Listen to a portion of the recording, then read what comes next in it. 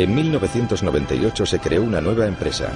Su misión iba a ser organizar la información del mundo y hacerla accesible y útil para todos. Se calculó que tardaría unos 300 años en alcanzar esa meta.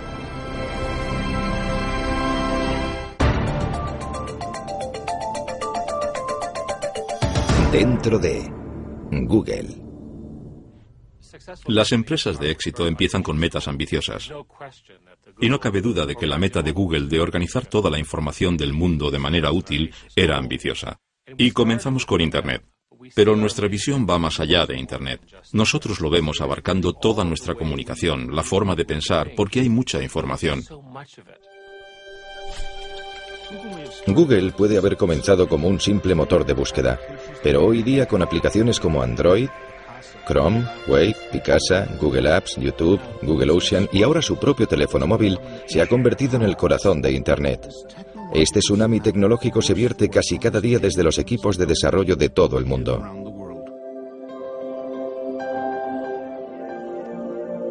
En el proceso, Google se ha convertido en la aspiradora global de los datos digitales.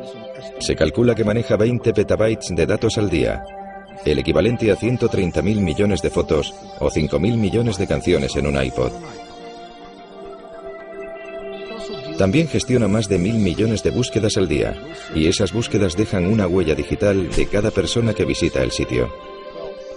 Una de las cosas interesantes de las búsquedas en Google es que realmente es una base de datos de intenciones. Es una increíble colección de lo que estás pensando en cada momento, basándose en lo que estás buscando, en lo que estás escribiendo en los emails. Y cualquier institución con acceso a este tipo de información puede tener poder sobre ti o tener un efecto negativo potencial sobre ti. ¿Sabes lo que puede ser esto? ¿Sabe alguien lo que es esto? Los fundadores de Google, Sergey Brin y Larry Page. En todo el mundo la gente entra en Google. Vale, bien. No me había dado cuenta de lo que era cuando lo he visto. Pero esto es lo que me ha ayudado. Esto es lo que gestionamos en la oficina, que va a tiempo real. Y cada uno de esos puntos son entre 20 y 30 búsquedas. Su meta definitiva es convertir a Google en una entidad omnisciente. Esta sesión es sobre el futuro. Así que voy a hablar un poco sobre el tema. Y para cumplir con la misión de crear el motor de búsqueda perfecto, hay que ser inteligente. De hecho, ese motor de búsqueda será inteligencia artificial. Eso es en lo que estamos trabajando. Es algo irónico que usen una imagen del ordenador rebelde HAL de la película 2001 Una Odisea en el espacio para promocionar un mensaje tan benevolente. En parte queremos hacer del mundo un lugar mejor. If I ruled the world, every day would be the first day of spring.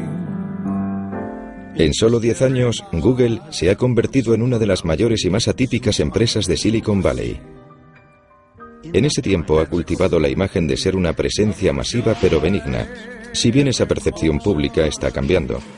Cuando Google comenzó a escanear y digitalizar millones de libros, diversos autores y editores, en lugar de alegrarse, iniciaron una serie de demandas por la violación de derechos de autor.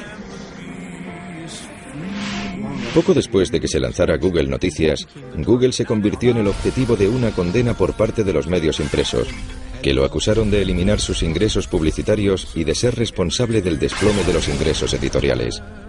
O con la página YouTube, propiedad de Google, la industria de la música y la televisión vio un competidor muy peligroso que minaba sus métodos tradicionales para hacer dinero.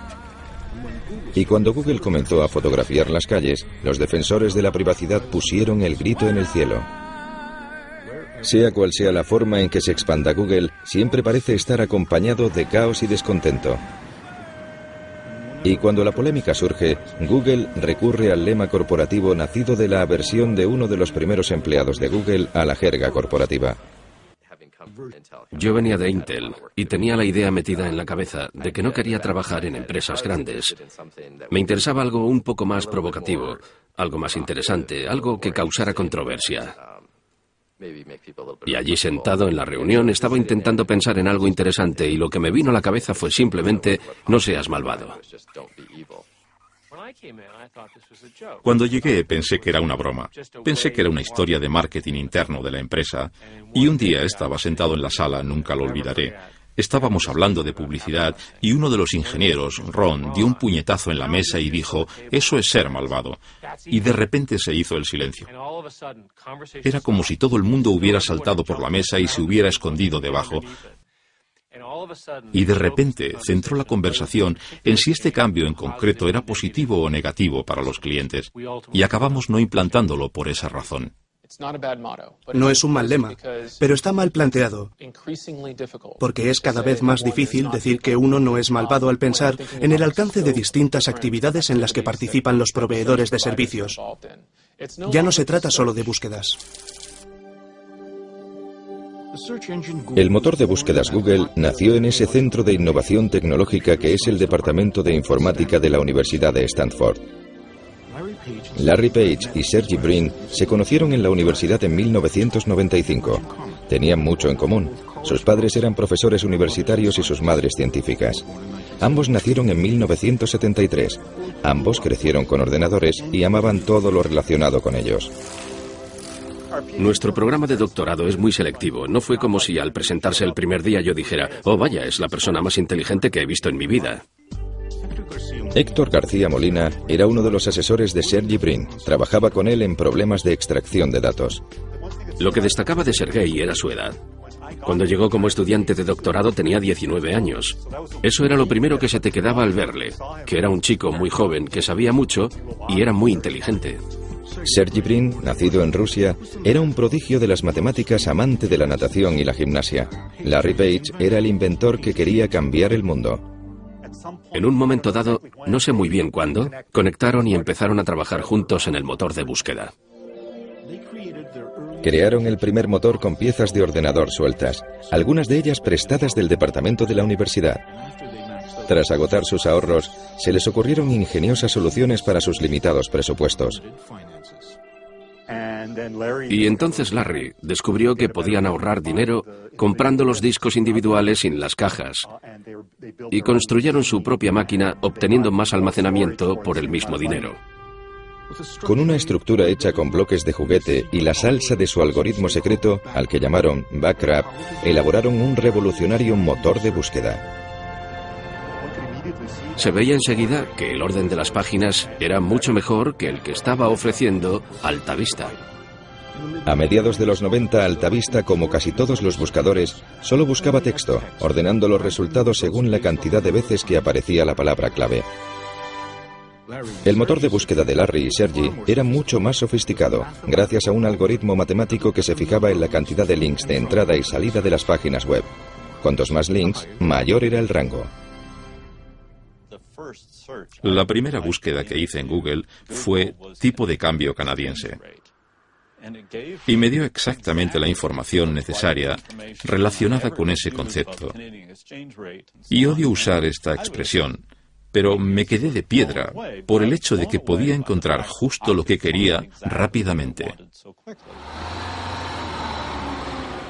Creo que se dieron cuenta de que trabajar en este proyecto en el contexto universitario no les daba el alcance y la escala que realmente necesitaban para que funcionara de verdad. Así que dijeron, dejemos de estudiar de momento, creemos la empresa, pongámosla en marcha y luego volvemos y terminamos la investigación. Larry y Sergey se preparaban para abandonar Stanford y crear su empresa que para entonces ya habían registrado como Google, un término matemático mal deletreado que equivale al número 1 elevado a 100. Mientras, seguían asistiendo a clases de informática. Y presentaron unos trabajos que habían hecho sobre el motor de búsqueda y, claro, dado mi interés, quise formar parte de ello. Google obtuvo su primer empleado, Craig Silverstein, otro estudiante de doctorado. Al principio éramos 3, y parecía que eso iba a ser así por mucho tiempo. Nos preocupaba mucho el ambiente. Hubo algunos candidatos que no contratamos, aunque parecían bien preparados técnicamente, porque no nos parecía que encajara su personalidad para trabajar con nosotros. Los 3 estudiantes de Stanford abrieron su cuartel general en un garaje siguiendo el tópico de Silicon Valley. La empresa empezaba a expandirse. Yo entré en enero de 1999, pocos meses después de que se creara la empresa.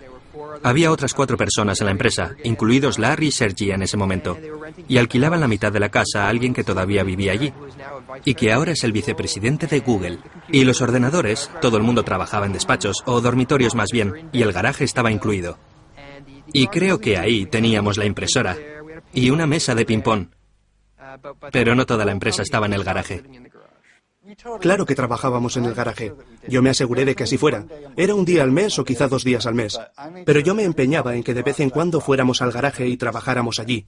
Yo quería poder decirle a la gente en un futuro que habíamos empezado en un garaje. Así que quiero que conste que empezamos en un garaje. Solo que el garaje lindaba con una casa que tenía habitaciones. Cuando Google creció demasiado para el garaje, se trasladó su cuartel general a un espacio de oficinas normal en el centro de Palo Alto. En esa época estábamos en Palo Alto. Era como una ciudad-restaurante. Mi meta era ir a uno distinto cada noche.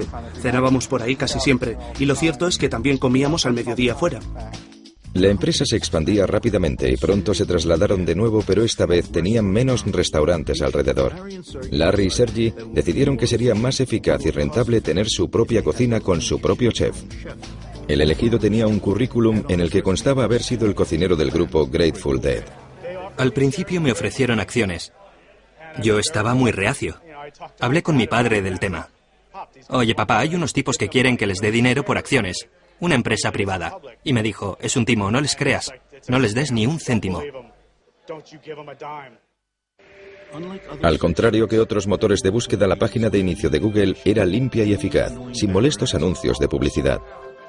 Larry Page y Sergey Brin vieron cómo su motor de búsqueda Google se hacía más y más popular, pero todavía no estaba dando dinero real, y no tenían un plan de negocios viable para que Google empezara a dar beneficios. Nuestros fundadores decidieron que íbamos a aguantar todo lo posible sin meter publicidad.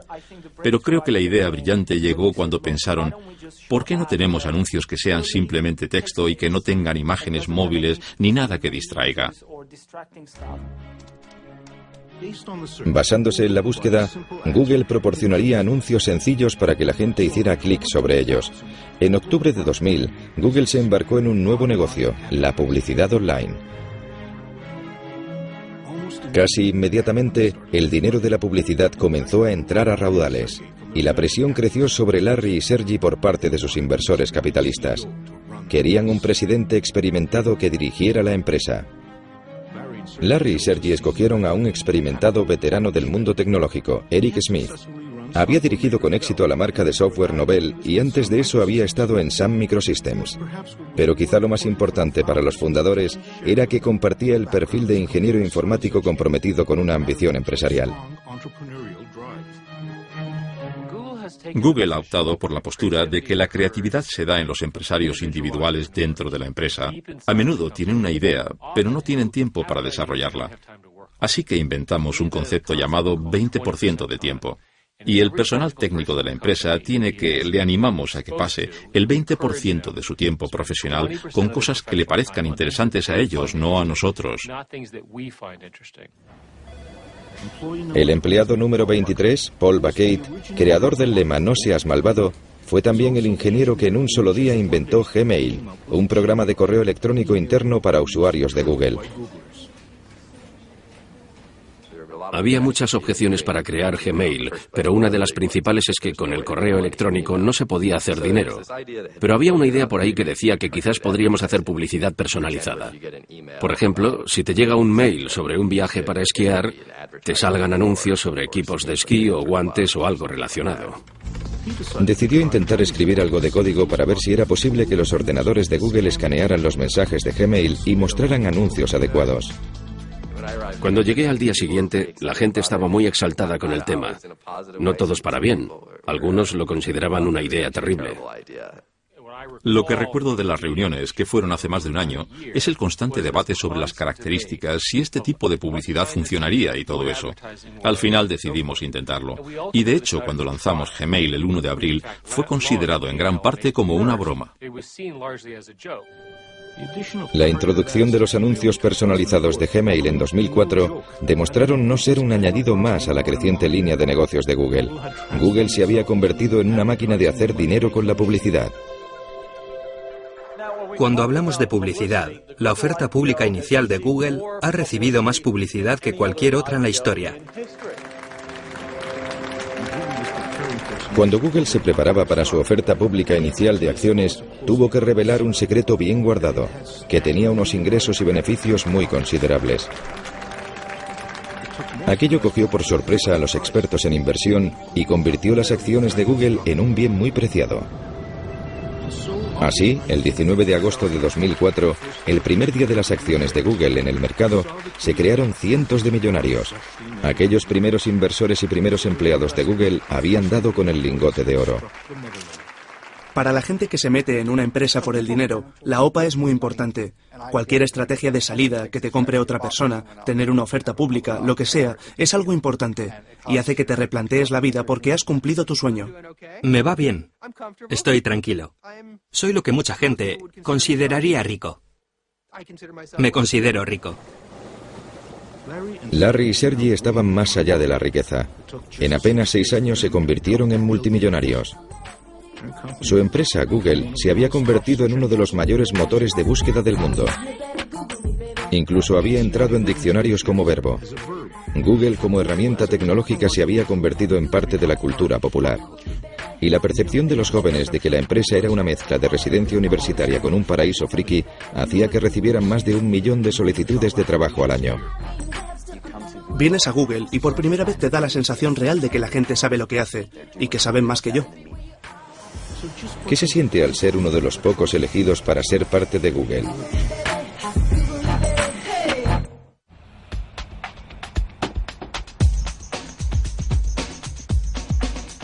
El Googleplex, como llaman a las instalaciones de Google sus usuarios, está creado para hacerles sentir los mejores y los más inteligentes. Merecedores de comida gratis, un servicio subvencionado de masajista, lavandería gratuita y una barbería sobre ruedas. Creo que una de las mejores cosas de Larry y Sergey es que fueron muy inteligentes y muy brillantes, pero creo que de lo mejor que han hecho es asegurarse de estar rodeados de la gente más inteligente y brillante que pudieran encontrar. Google recibe más de 1 millón de solicitudes de empleo al año, pero para entrar a formar parte de los 20.000 empleados de la empresa hay que pasar por un interminable laberinto de pruebas y entrevistas. Regine Seth, otro licenciado en informática de Stanford, había trabajado en empresas de alta tecnología antes de intentarlo en Google. Creo que me hicieron alrededor de 10 y 15 entrevistas, y la última fue por fin con Larry. Así que un día vine y me senté en el despacho de Larry Page para tener una entrevista con él.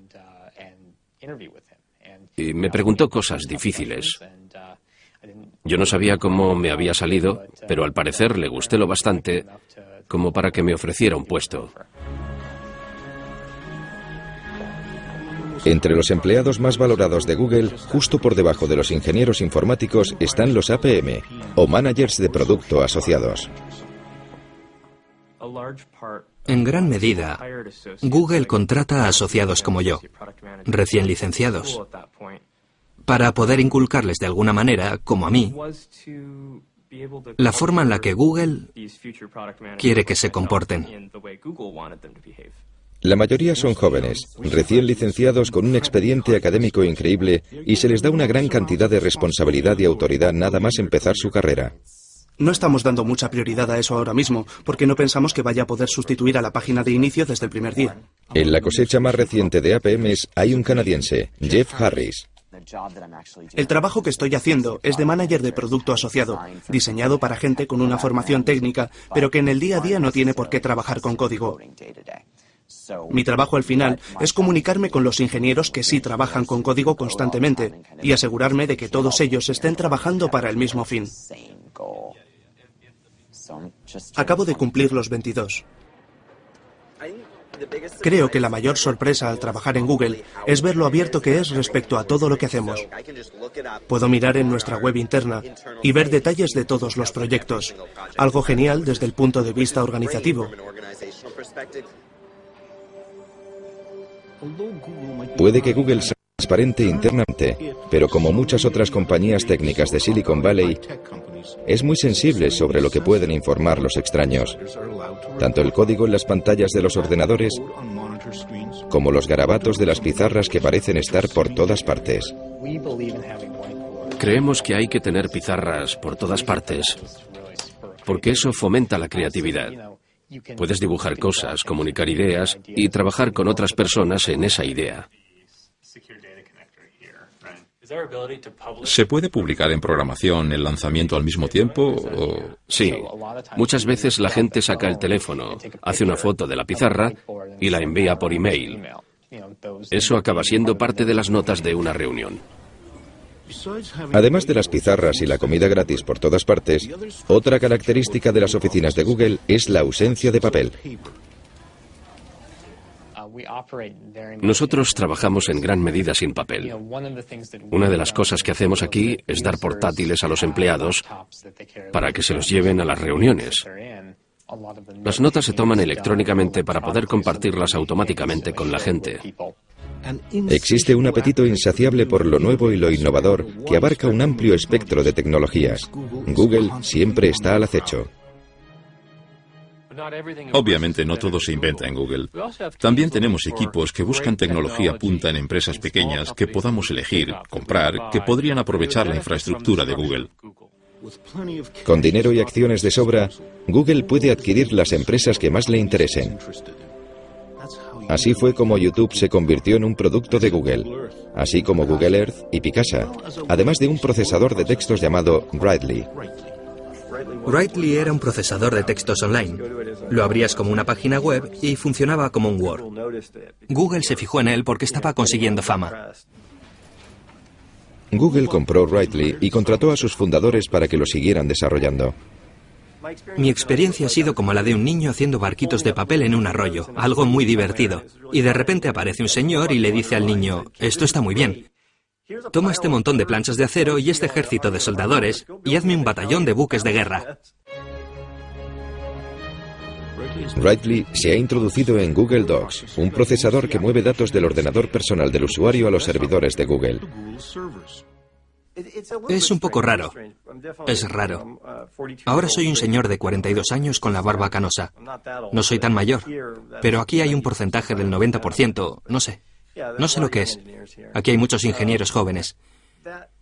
No es que me importe, para mí es interesante. Creo que todo el mundo llega a un momento en su carrera en el que todo le parece obvio. Me gusta el ambiente técnico de la empresa. No me intimida. Soy un programador muy productivo y trabajador. Me encanta el código. Todos me temen. Así que no me molesta. No estaba aquí cuando lo fundaron, pero mi percepción del concepto de fundación en la empresa es que querían hacer cosas y ver las cosas desde el punto de vista de los ingenieros. Desde esa perspectiva, la eficacia quizás sea la directriz principal de un ingeniero. Hacer una nueva selección. Abres un documento de texto en Gmail y te da error. Casi todos los equipos hacen esto cada mañana. Hay una reunión general. Es muy breve, dura unos 10 minutos. No hablamos durante más de un minuto. El lápiz es la caracola del señor de las moscas, ¿te acuerdas? El que tenga lápiz tiene la palabra. Por eso son reuniones muy eficaces. Se tarda 5 minutos en contarle a todo el equipo lo que va a pasar en el día. Otra reunión en la que los miembros del equipo de Google Docs hablan de sus problemas es en el paseo semanal Writely. Creo que es importante hacer grandes cosas para cambiar el mundo. Creo que eso es lo que me gusta de Google. Queremos cambiar el mundo, queremos hacer grandes cosas. ¿Qué tiene de malo el algoritmo que tienes? El tipo estuvo editándolo 8 horas y el final y el principio están mal. Vale, no pasa nada. Tratas con decenas de millones de usuarios y grandes centros de datos y grandes máquinas. Es muy divertido. Para los aficionados a la informática, todo esto comenzó realmente en 1977 en un garaje de Silicon Valley, cuando dos ex estudiantes universitarios empezaron una empresa llamada Apple y lanzaron una revolución, la revolución del ordenador personal. El poder de este aparato se desató con todo su potencial en millones de hogares y oficinas de todo el mundo, cambiándolo todo. Pero ahora más que nunca, tras un cuarto de siglo en nuestras vidas, el ordenador personal ya no tiene ese atractivo original que tenía al principio. Google ha puesto sus miras en lanzar otra revolución, eliminar la necesidad de tener ordenador personal. quiere almacenar todos los datos posibles en sus propios servidores. Una de las cosas que creo que no se aprecian desde el principio, incluido Stanford, y que se les daba genial, es minimizar costes al crear sistemas informáticos. Y han seguido teniendo esa habilidad de proporcionar una gran potencia informática a un coste relativamente bajo. Desde el inicio, Google ha hecho que sea una prioridad fabricar lo más barato posible en materia de servidores y almacenamiento para gestionar las búsquedas de Internet. Y con el crecimiento de Internet, ha crecido la necesidad de más capacidad informática. Google crea grandes centros de datos. Usamos componentes de ordenadores personales y luego construimos sistemas especializados para poder gestionar la gran escala necesaria. La escala es vital para Google. No solo tiene acceso a una potencia casi ilimitada, sino que quizá lo más importante es que ha acumulado una ingente cantidad de datos, datos que se pueden utilizar para pruebas a escalas inusitadas para los nuevos ingenieros informáticos. Mi compañero y yo estábamos hablando de unas ideas y estábamos barajando algo que más tarde se convirtió en algo parecido a Google Bookmarks. Hicimos algunos cálculos y vimos que sería alrededor de 4 petabytes de datos aproximadamente. Tampoco es mucho. Y esa frase, 4 petabytes de datos tampoco es mucho, es algo que un mes antes de entrar a trabajar en Google me habría sorprendido mucho oír saliendo de mi boca. Esos nada menos que 4 petabytes son el equivalente a 4 millones de gigabytes, cifras tan largas que es casi imposible para los mortales llegar a entenderlas. Como la memoria aumenta en capacidad y se reduce en precio, Google está pasando a algo llamado computación en nube. La idea de este concepto es coger toda la información y ponerla en un servidor donde los profesionales la gestionen. El problema es que hoy tenemos todo guardado en los ordenadores. Se nos cae, lo rompemos, lo borramos, es un desastre. ¿Por qué no poner todo lo importante en otro sitio, que esté seguro, que esté bajo control? Está disponible siempre que lo necesitas en todos tus dispositivos, donde quiera que estés. El traslado a este concepto está iniciando una revolución en nuestra forma de comunicarnos, de trabajar, de jugar e incluso de vivir. La gente se pregunta qué va a pasar con la información personal, con los registros bancarios, con la información sanitaria, lo que sea, pero yo no lo controlo. Está ahí en alguna parte. Tengo que confiar en que el que lo tiene no haga nada que yo no quisiera que hiciera. ¿Podría ser esta nueva jugada la manera clandestina de los gobiernos y las grandes empresas de acceder en secreto a nuestros datos personales?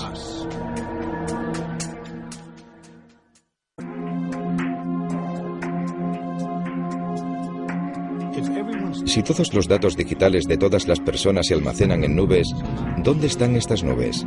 Una de ellas ha bajado a la falda de las montañas Blue Ridge en Carolina del Norte. Esta zona fue el corazón de la fabricación de muebles de Estados Unidos. Pero en los 90, la mano de obra barata del extranjero acabó con el empleo, dejando una economía devastada y un gran exceso de electricidad. Y resulta que los centros de datos informáticos son voraces consumidores de electricidad para poder alimentar a los servidores y enfriar las grandes cantidades de agua necesarias para la refrigeración. La ciudad de Lenoir tenía de sobra de ambas cosas, y a finales de 2005 Google llegó, pero llegó camuflado y en secreto. Desde la perspectiva de Google, al menos como yo lo veo, era que la carrera para construir estos centros de datos era tan intensa y la información, al menos para ellos, tan confidencial, que no querían que sus competidores se enteraran de lo que estaban haciendo. TJ Rohr es abogado y miembro del Consejo Municipal de Lenoir City.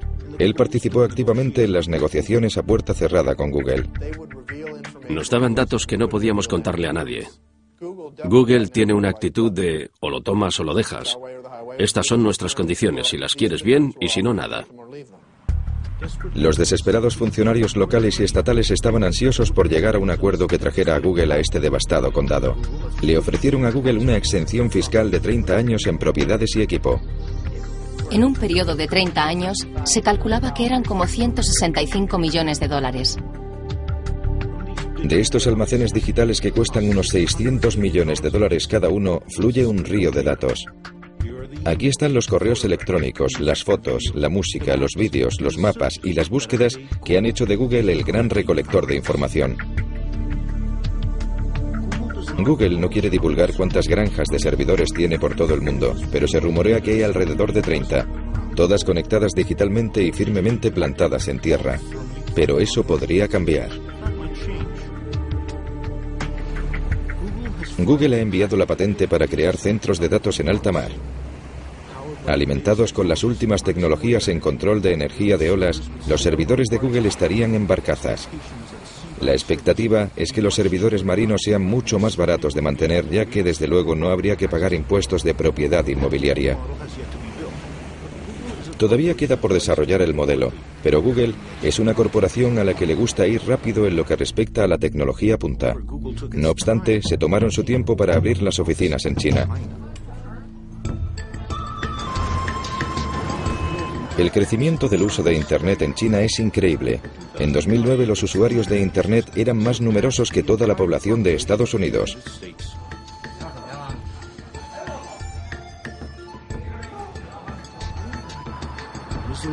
Es un mercado al alza muy complicado en gran medida por la censura gubernamental. Tardamos en entrar en China. Tardamos porque nos preocupaban sus leyes de protección de contenido. Para poder abrir las oficinas en China, Google tuvo que acceder a bloquear ciertas páginas web en sus resultados de búsqueda. El gobierno es quien decide quién atraviesa el cortafuegos chino. Para dirigir Google en China, consiguieron a Kai-Fu Lee, un alto ejecutivo de Microsoft que había estado al cargo de sus operaciones en China. En 2005, Kai-Fu Lee se encontró en el papel de Noogler o novato en Google. Cuando entré en Google, usé la palabra shock para describir lo que vi. Y creo que fue una combinación de cosas, una combinación de los valores de Google y lo joven y feliz que era la empresa. Mi meta es que el ambiente en la oficina de China sea lo más parecido posible al ambiente de Mountain View. Es imposible que sea exactamente igual, porque la cultura china y la americana son muy distintas. Nada separa más a estas culturas que los usuarios reales de Internet. El usuario medio en China tiene 25 años, mientras que en los Estados Unidos es de 42. La diferencia es sustancial y los patrones de uso son muy distintos. Los chinos son más jóvenes. Prefieren entretenimiento, juegos, música, vídeo. Hacen menos búsquedas y comercio electrónico. De la misma manera, cuando usan Internet, tienden a querer algo muy recargado y emocionante, en oposición a las interfaces más sencillas. Los cibercafés están repletos de jóvenes y muchos de ellos están aquí porque en casa les prohibirían jugar a estos juegos y ver estas películas. Lo que no parece estar prohibido ni aquí ni en casa es descargar música ilegalmente.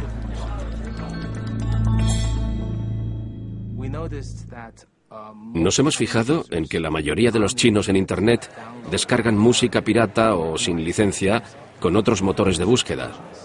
Y eso es un hábito, y creo que la mayoría se sienten con derecho a hacerlo.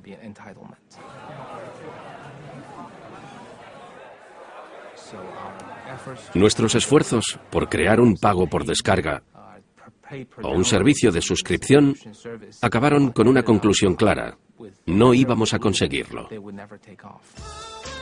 Un ingeniero de Google y un manager de producto usaron su 20% de tiempo para crear Google Music, para descargar música gratuitamente con el apoyo de la mayoría de las discográficas. Esperamos que la fórmula no solo tenga éxito y sea popular, sino que sea rentable para las discográficas, para nuestro socio y para nosotros.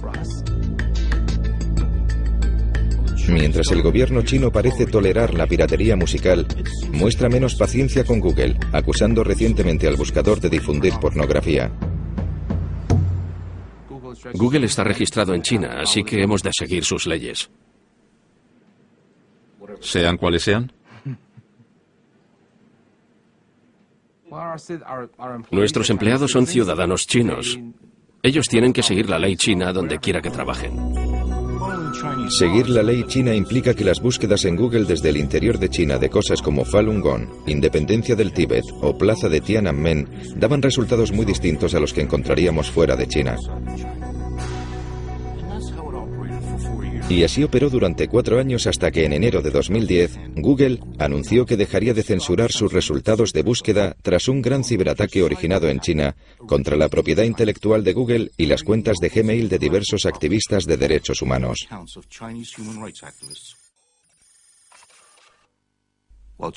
China insiste en que su ley ha de obedecerse, pero Google advirtió que si las discusiones con el gobierno chino para operar un buscador sin filtros no daban frutos, la empresa cerraría su sede en China. No obstante, no hubo negociaciones con el gobierno estadounidense cuando poco después de los atentados del 11S en 2001, aprobó una ley por la que se concedía más autoridad de vigilancia, permitiendo un acceso sin precedentes a la presencia digital de la gente. Y estos poderes son muy amplios ahora mismo. Van desde obtener el acceso a los informes crediticios sobre personas hasta acceder a sus datos de comunicación.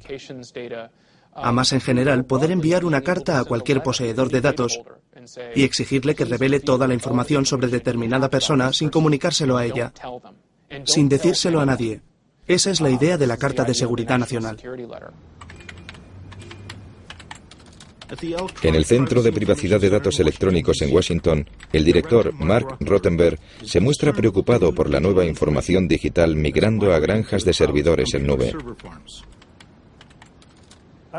No digo que el gobierno no deba tener acceso a esa información en las circunstancias adecuadas. De hecho, en algunos casos es vital perseguir el crimen y favorecer las investigaciones. Pero necesitamos perspectiva, responsabilidad, transparencia. Y el problema con la computación en nube es que va a ser mucho más fácil para el gobierno realizar este tipo de espionaje sin que la gente sepa que sus datos personales, sus registros, están siendo investigados. He pedido a gente de Google que informara de cuántas citaciones y órdenes de registro les llegan al mes. No hay que decir nada más. No hay que decir de quién o para qué, solo un número. ¿Cuántas reciben? Pero no les gustó la sugerencia. La rechazaron inmediatamente. Mientras el gigante Google sigue digitalizándolo todo a su camino, acumula nuevos adeptos. La ciudad de Washington ha optado por desvincularse de Microsoft y se ha pasado a las aplicaciones de Google. Su oferta de una vida más barata, segura y colaborativa en su nube demostró ser demasiado jugosa como para rechazarla. El factor de la confianza es vital para toda la marca.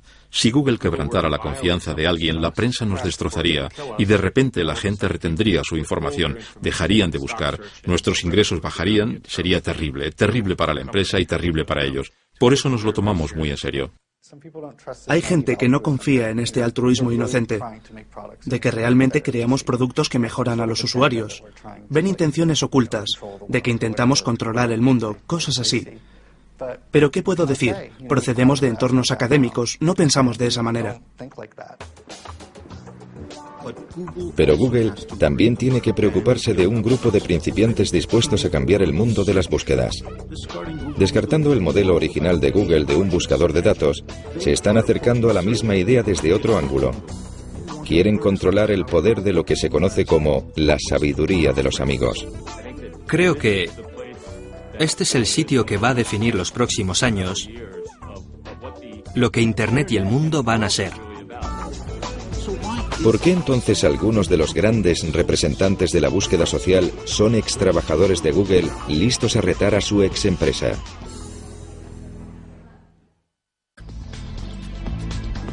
Con casi 20.000 empleados por todo el mundo, Google comienza a ver a algunos de sus primeros trabajadores marcharse a lo que ellos ven como la siguiente etapa.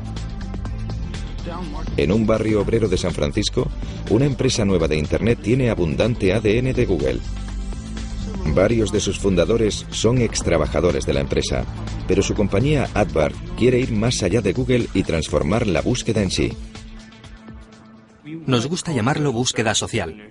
Es la idea de que estás buscando a la persona adecuada en cada momento. Y no es que quieras saber su biografía, es que quieres interactuar con ellos, porque ellos saben algo que te puede ayudar en cada momento.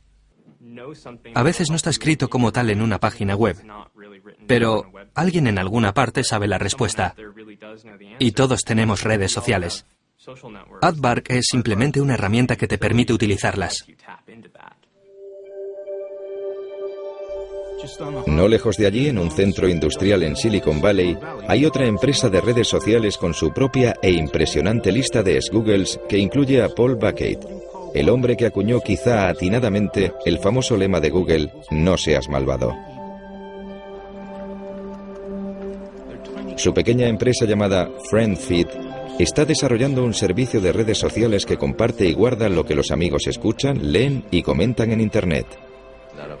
Ninguno sabemos lo que va a pasar, pero en muchos aspectos eso es lo divertido de crear una empresa. En una gran empresa puedo predecir fácilmente lo que va a pasar al año que viene, pero al crear una empresa no sabes lo que va a pasar mañana. El año que viene podría ser un gran éxito o un gran fracaso. Google ha estado observando a FriendFeed para una posible adquisición, pero antes de que FriendFeed llegara a su segundo año, fue engullida por una red social llamada Facebook. Se cree que por $50 millones. Facebook, fundada por un exalumno de Harvard en 2004, ha experimentado un crecimiento explosivo y representa un gran reto para Google. Asimismo, atrae a un sorprendente número de ex-Googles. Creo que irme de Google y optar por venir a Facebook demuestra lo convencido que estoy de la importancia de la misión de Facebook. Facebook, junto con Twitter, son las redes sociales más populares del mundo y han comprendido que sus recomendaciones de amistad son una forma de búsqueda que nada tiene que ver con los fríos algoritmos de cálculo de Google. Para la mayoría de la gente fuera de la ingeniería, el mundo consiste en relaciones, consiste en conectar con otros seres humanos, y en ese sentido Facebook realmente es el siguiente paso en la evolución de lo que realmente importa desde una perspectiva tecnológica. Google entró en las redes sociales con algo llamado Orkut, que si bien fue tremendamente popular en India y Sudamérica, no consiguió atraer a las masas en Europa y Norteamérica. Google no llegó a entrar en el negocio de las redes sociales y creo que en parte es por la personalidad de sus fundadores. Creo que son ingenieros y ya sabes, no es prioridad charlar con sus amigos, sino obtener información del mundo científico. Eso es lo que les importa. Creo que en cierto sentido tenían el prejuicio de que esto no era algo interesante, que no era importante. ¿Por qué iba a querer nadie perder el tiempo con eso? Y claro, el mundo ha adoptado Facebook y Twitter y todas esas cosas, y Google tiene los medios técnicos para hacerlo. Sí, podemos poner cosas como Twitter en Gmail, podemos poner Facebook en aplicaciones que tenemos Orkut, pero creo que realmente la empresa no quiere eso. No es la prioridad de la empresa, se trata de la información, de toda la información mundial. Google realmente opina que los datos van a aportarle un gran beneficio a la sociedad. La empresa opina de veras que va a encontrar la manera de hacer que los datos mejoren nuestras vidas, que las haga más fáciles, tomar mejores decisiones. Lo creen de verdad. Por ejemplo, con las tendencias de la gripe, opinan que al hacer seguimientos de búsquedas como tos y otros problemas médicos, van a detectar los brotes de gripe, van a poder mejorar las intervenciones sanitarias y así morirá menos gente. Cuando Google lanzó su OPA, Larry y Sergey escribieron personalmente una carta explicando sus aspiraciones futuras.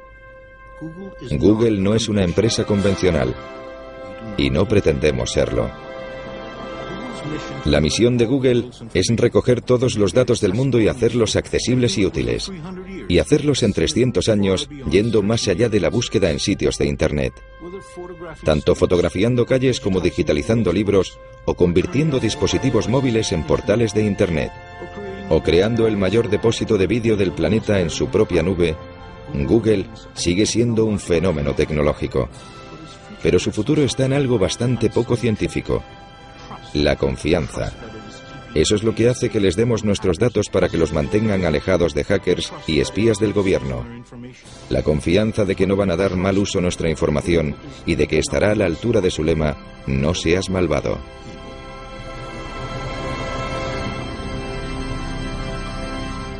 En febrero de 2010, la empresa de red social Adbark fue adquirida por Google por $50 millones. If I ruled the world, there'd be happiness that no man could end.